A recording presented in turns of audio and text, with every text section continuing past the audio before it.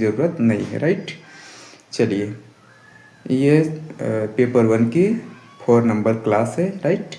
चलिए, टाइम बिना वेस्ट करते सीधा टॉपिक पर चलते हैं। सबसे पहले शाब्दिक सहचार क्या होता है? अधिगम, शाब्दिक सहचर अधिगम, ठीक है। सबसे पहले वर्बल एसोसिएशन लर्निंग, राइट। ये बहुत इम्पोर्टेंट है, राइट। चलिए, सबसे पहले ये देखिए होता क्या है। श्रृंखला अधिगम एक ही प्रकार है, श्रृंखला का जो अधिगम है एक ही प्रकार है। जब यह श्रृंखला साप्ताहिक अभिव्यक्ति से संबंधित हो जाती है उसे साप्ताहिक सहचार अधिगम कहते हैं, ठीक है। सहचार अधिगम कहते हैं, राइट। इसमें शब्दावली सीखना, कहानी याद करना इत्यादि इस अधिगम के उदाहरण है, राइट। चलिए आगे चलते हैं। शिक्षण की आधारभूत आवश्यकताएं, basic requirement of teaching, right.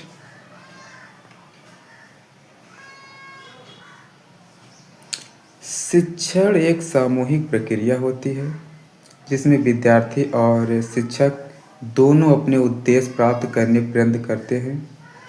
शिक्षण आधारभूत आवश्यकताओं का केंद्र बिंदु अधिगम है। शिक्षण प्रक्रिया जब तक अपूर्ण रहेगी जब अधिगम नहीं होगा, राइट।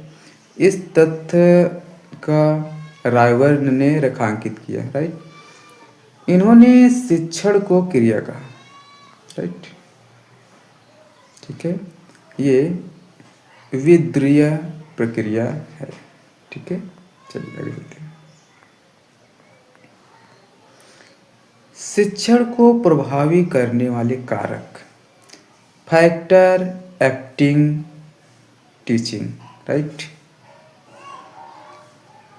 सबसे पहले इसमें देखिए शिक्षण सकारात्मक एक प्रभावी उपकरण है। जो शिक्षा है एक सकारात्मक, एक पॉजिटिव सेंस है, राइट, जिसके माध्यम से शिक्षक कक्षा में वातावरण का निर्माण करता है, ठीक है। वातावरण का निर्माण करता है, राइट।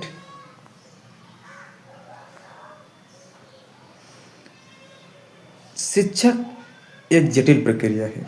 शिक्षक जो होता है एक जटिल प्रक्रिया है, ठीक है, जो शिक्षक द्वारा प्रत्यक्ष या अप्रत्यक्ष रूप से प्रयोग में लाई जा सकती है, राइट, या लाई जाती है, राइट।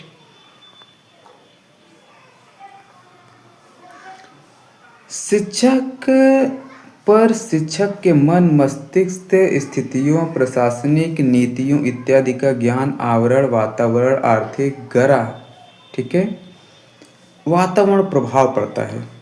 इन्हीं आधार पर शिक्षण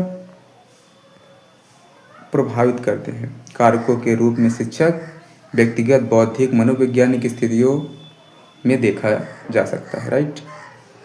शिक्षक एक सामाजिक प्रक्रिया के साथ साथ छात्र और शिक्षक अंतः क्रिया के अनुसार आपस में जुड़े रहते हैं, राइट। शिक्षण शिक्षक का मन, शिक्षण मस्तिष्क, वातावरण प्रशासनिक प्रक्रिया है, राइट। ये इसमें देखिए पहले ये मोस्ट इम्पोर्टेंट चीज़ है। ये व्यक्तिगत कारक, पर्सनल फैक्टर, ठीक है। जो शिक्षक के व्यक्तिगत कारक निम्नलिखित दो बातें महत्वपूर्ण है, इससे दो बातें बहुत महत्वपूर्ण है, राइट। चलिए देखते हैं दोनों बातें क्या है। पहला, पारिवारिक परिस्थितियों भी शिक्षण को प्रभावित करती है।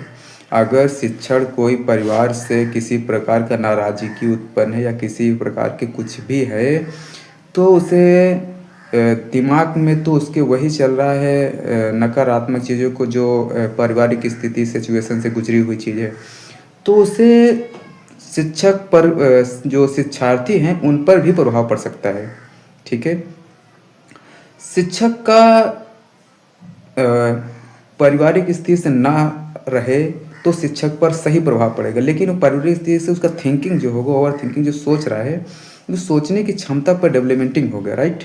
अगर डेवलपमेंट सही से अगर वो मस्तिष्क को नहीं करेगा, विकास नहीं करेगा, तो कैसे वो शिक्षक जो है शिक्षार्थी को सही शिक्षा ग्रहण नहीं कर सकता, राइट। सिंपल से, ज़्यादा उसमें ज़्यादा टिप्पणी करने की आवश्यकता नहीं है, राइट। चलिए आगे चलते हैं।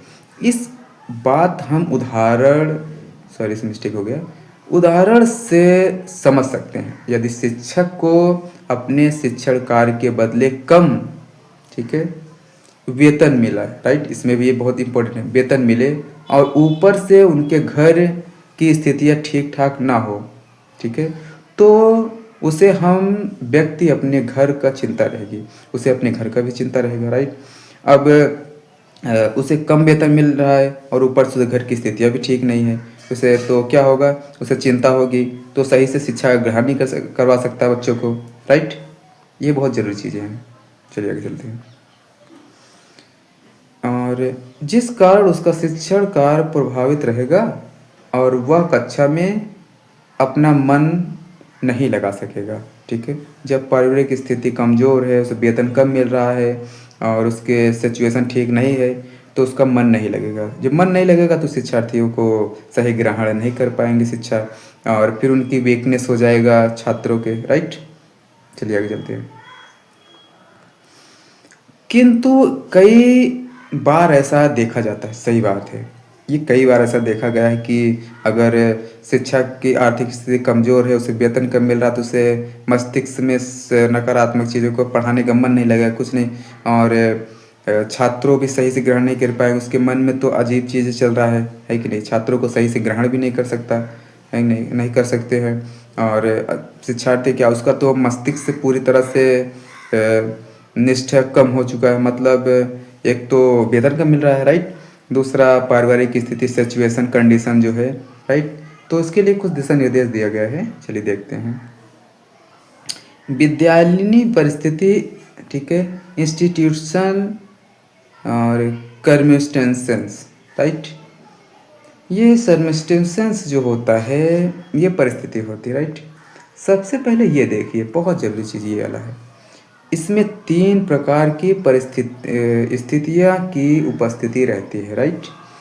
पहले, विद्यालय प्रबंधन की प्रशासनिक नीति, प्रधानाचार्य साथ शिक्षक का प्रबंध व्यवहार, अपने साथी शिक्षकों के साथ व्यवहार, उपयुक्त स्तरों शिक्षकों का इस सभी सकारात्मक संबंध है तो शिक्षक कार्य प्रभावी रहेगा। यदि ऐसा नहीं हो तो इसमें क्या होगा, कमी रह जाएगी। अगर सही, तब छात्रों के बीच कमी हो जाएगी। किस बात से, जब शिक्षक को सही वेतन नहीं मिल रहा है और उसे पारिवारिक स्थिति कंडीशन ठीक नहीं है, तो उसकी जो पढ़ाने की क्षमता है और वो सब है ना, वो छात्रों पर प्रभाव पड़ेगा, राइट। उस छात्रों को उसके पढ़ाने का तजुर्बा से थोड़ा सा कम बेनिफिट मिलेगा, राइट। कम क्या, कम से ही कम मिलेगा, राइट। इसलिए क्योंकि जब अध्यापक पढ़ाने वाला की मस्तिष्क में पूरी तरह से फोर्स नहीं पढ़ाने पर, उसका मस्तिष्क से अलग अलग जगहों पर फैला हुआ है,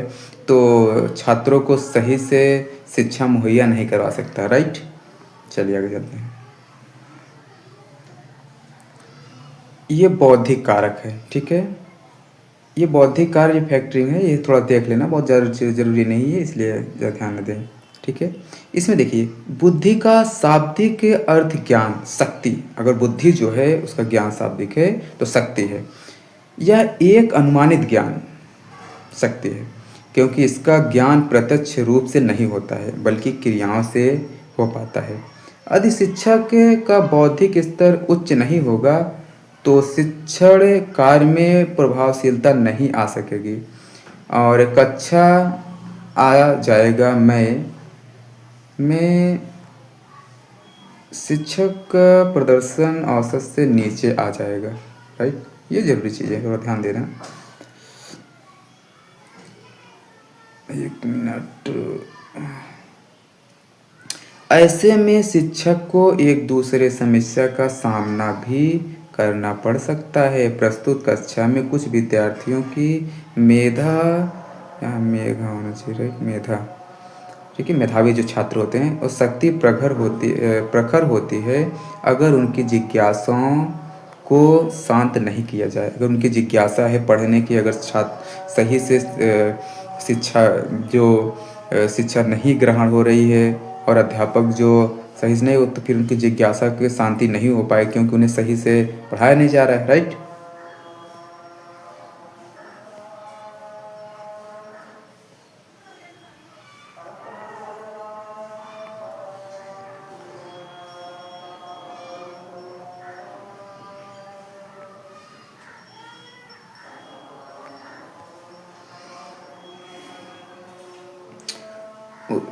संदेह करने लगते हैं, ठीक है। इस बात पर अपने माता पिता से चर्चा भी करते हैं। सही बात है, चर्चा करेंगे, क्योंकि उन्हें सही शिक्षा नहीं ग्रहण हो रही और उन्हें वीकनेस हो रहे हैं, जानकारी की सही से उपलब्ध नहीं हो रही है, तो ज़रूर चर्चा करेंगे। जिस कारण शिक्षक ग्लानि महसूस करेगा, ग्लानि मतलब अजीब महसूस करेगा। इसलिए शिक्षक का बौद्धिक स्तर उच्च और उसके शिक्षण में विविधता का समावेश होना चाहिए, राइट। जो शिक्षक है उसे संतुलन होना चाहिए पूरी तरह से, तभी वे छात्रों को सही से ग्रहण करा पाएगा, राइट। कार्य का विश्लेषण चर्चा नहीं है, कार्य का विश्लेषण करना, ठीक है।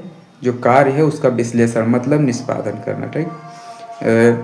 शिक्षा वास्तव में मानवीय प्रक्रिया है, मतलब मानने की एक सही प्रक्रिया है, जिनके माध्यम से एक व्यक्ति दूसरे व्यक्ति पर प्रभाव डालता है। सही बात है, एक दूसरे व्यक्ति पर प्रभाव डालते हैं और प्रभाव डालने वाला शिक्षक होता है और प्रभाव ग्रहण करने वाला विद्यार्थी। ये विद्यार्थी होगा, ठीक है, विद्यार्थी ये लिखा है, राइट। उसके बाद ध्यान नहीं, थोड़ा से इसमें दोनों काम करना पड़ता है, इसलिए थोड़ा सा मिस्टेक हो गया। जिनके माध्यम से एक व्यक्ति दूसरे व्यक्ति पर प्रभाव डालता है। प्रभाव डालने वाला शिक्षक होता है और प्रभाव ग्रहण करने वाला विद्यार्थी में शिक्षक में मूल्यपरक ज्ञान करने वाला विद्यार्थी होने के लिए कार्य के विश्लेषण की योग्य होनी चाहिए। विश्लेषण व उनकी विशेषताएं होनी चाहिए, राइट। उसके बाद जो है ये शिक्षक को प्रभावित करने वाला कारक होना चाहिए, ठीक है। ये जरूरी सूचना है, इसे ध्यान से पढ़ना। विद्यार्थियों की सीखने संबंधित क्रियाएं, तो विद्यार्थियों ने सीखने संबंधी क्रियाएं, विद्यार्थियों से सीखने हेतु सकारात्मक व्यवहार, ठीक है। शिक्षण का उद्देश्य की पहचान, शिक्षण का पहचान और उद्देश्य क्या है, ठीक है। Identification of teaching objectives, right, पहचान करके गंतव्य पर पहुंचाना, ठीक है। शिक्षा जो टीचर मतलब शिक्षक है, वो सही जानकारी प्रूव करके एक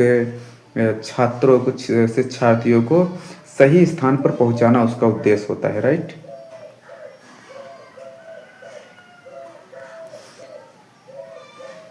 शिक्षण का मुख्य उद्देश्य की और विद्यार्थियों को आधिकारिक लाभ, ठीक है, देना है, ठीक है, यहाँ देना है, थोड़ा मिस्टेक है, देना, परंतु वह तभी संभव है जब शिक्षक के मूल्यांकन ध्यान रखे उद्देश्य की पहचान के 3 आधार निर्धारित हैं। आवश्यकता अनुसार पुस्तक निर्माण से लेकर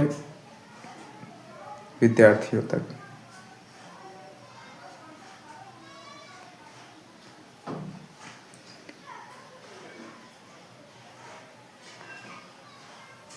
ज्ञानात्मक होना चाहिए शिक्षक, क्रियात्मक होना चाहिए, भावनात्मक होना चाहिए। ये सब चीज़ रहेगा तो तभी शिक्षा सही से शिक्षार्थियों को मिल पाएगा।